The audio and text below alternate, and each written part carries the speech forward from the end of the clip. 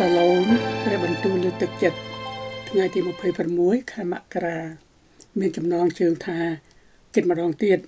ហើយញែកចេញអត្ថបទសរសេរដោយ Oswald Chambers បកប្រែសម្រួលនិងអានដោយអោមសាំយូអែលព្រះបន្ទូលថ្ងៃនេះម៉ាថាយចំពោះ6ខ30ដល់ខ31រីឯតនជាតិដែលដុះនៅវាលក្នុងថ្ងៃនេះហើយថ្ងៃស្អែកត្រូវគេដុតនឹងជើងក្រានបើព្រះទ្រង់តុបតែងស្មៅយ៉ាងដូច្នោះនោះអស់មនុស្សមានជំនឿតិចអើយតើទ្រង់មិនតុបតែងឲ្យអ្នករាល់គ្នាលើសជាងទៅទៀតទេឬអីដូច្នេះកុំឲ្យខ្វល់ខ្វាយថាតើត្រូវបរិភោគអ្វីឬស្លៀកពាក់អ្វីនោះឡើយគិតម្ដងទៀតហើយញែកចេញសេចក្តីថ្លែងការណ៍ដ៏សាមញ្ញមួយរបស់ព្រះយេស៊ូវតែងតែជាបញ្ហាសម្រាប់យើងពីព្រោះយើងនឹងមិនសាមញ្ញទេតែយើងអាចរក្សាភាពសាមញ្ញរបស់ព្រះយេស៊ូវដោយរបៀបណា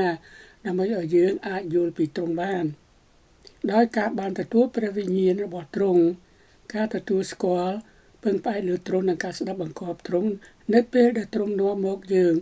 នៅសេចក្តីពិតនៃព្រះបន្ទូលរបស់ទ្រង់ជីវិតរបស់យើងនឹងคล้ายទៅជាសាមញ្ញគួរឲ្យភ្ញាក់ផ្អើលព្រះយេស៊ូវឲ្យយើងគិតហើយពិចារណាថាប្រសិនបើព្រះតុបតែងស្មៅនៅវាលស្រែបែបនេះតើទ្រង់នឹងតុបតែងយើងច្រើនជាងអំបៅម៉ានទៅទៀតប្រសិនបើយើងរក្សាទំនាក់ទំនងរបស់យើងឲ្យបានជាប់ជាមួយទ្រង់តើយើងគួរនឹងធ្វើយ៉ាងដូចម្តេចរាល់ពេលដែលយើងបាត់បង់មូលដ្ឋានក្នុងការរួបរួមរបស់យើងជាមួយព្រះនោះគឺដោយសារយើងបានគិតថាយើងដឹងច្បាស់ជាងអ្វីរបស់ព្រះយេស៊ូវគិតយើងបានអនុញ្ញាតឲ្យកង្វល់នៃលោកីនេះចូលមកគណៈពេលដែលយើងភ្លេចប្រពោរបស់ព្រះបវេតាគង់នៅឋានសួគ៌ដែលទ្រង់ប្រទានច្រើនហួសសន្ធឹកលើសជាងនេះទៅទៀតចូលមើលសត្វស្លាបនៅលើអាកាសម៉ាថាយចំពោះ6ខ28មុខងាររបស់ពួកគេគឺគោរពតាមសភាវគតិដែលព្រះបានដាក់នៅក្នុងពួកគេហើយព្រះមើលថែពួកគេព្រះយេស៊ូវមានបន្ទូលថាប្រសិនបើអ្នកមានទំនាក់ទំនងត្រឹមត្រូវជាមួយទ្រង់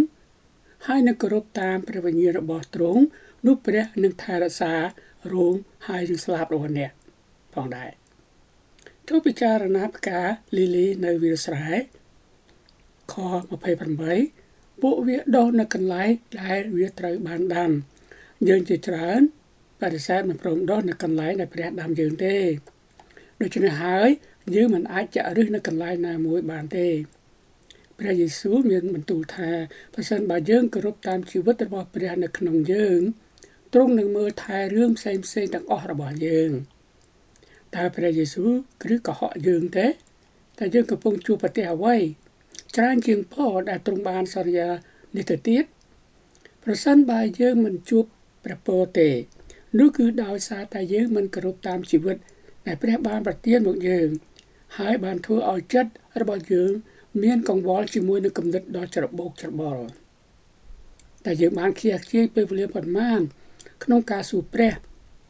នៅសំណួរដែលគ្មានន័យខណៈពេលដែលយើងគួរតែមានសេរីភាពទាំងស្រុងក្នុងការផ្ដោតលើការបម្រើទ្រង់ការញែកខ្លួនគឺជាទង្វើនៃការបំបែកខ្លួនចេញពីអ្វីៗគ្រប់យ៉ាងលើកលែងតែអ្វីដែលព្រះបានតែងតាំងយើងឲ្យធ្វើនេះមិនមែនជាបទពិសោធន៍តែម្ដងម្កាលទេប៉ុន្តែជាដំណើរការដែលនឹងបន្តទៅមុខជារៀងរហូតតើខ្ញុំកំពុងបំបែកខ្លួនខ្ញុំចេញពីកង្វល់នៃលោកីនេះហើយងាកទៅរកព្រះជារៀងរាល់ថ្ងៃនៃជីវិតរបស់ខ្ញុំឬទេសូមអធិដ្ឋានជាមួយខ្ញុំព្រះអម្ចាស់ព្រះយេស៊ូវអើយពេលនេះទូលបង្គំមានការថប់បារម្ភកង្វល់វល់ដូចព្យុះនៅក្នុងចិត្តទូលបង្គំមានការពិបាកក្នុងការផ្ដោតចិត្តលើទ្រង់ហើយមានអារម្មណ៍ថាកម្លាំងរបស់ទូលបង្គំកំពុងតែខ្សោយទៅទូលបង្គំជឿថាទ្រង់ជាព្រះនៃសន្តិភាពហើយទូលបង្គំត្រូវការសន្តិភាពនោះយ៉ាងខ្លាំងដើម្បីការពារចិត្តនិងគំនិតរបស់ទូលបង្គំឥឡូវនេះសូមជួយទូលបង្គំឲ្យទុកចិត្តថាគឺទ្រង់នឹងគ្រប់គ្រងអ្វីៗគ្រប់យ៉ាងហើយទូលបង្គំអាចសម្រាកនៅក្នុងព្រះហស្ថដ៏មានព្រះចេស្តារបស់ទ្រង់ ទូលបង្គំសូមទូលគ្រប់ការទាំងអស់នេះដោយនៅព្រះនាមព្រះយេស៊ូវគ្រីស្ទ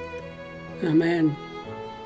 ពីបងប្អូនស្ដាប់ហើយសូមជួយ share បន្តដល់អ្នកឯទៀត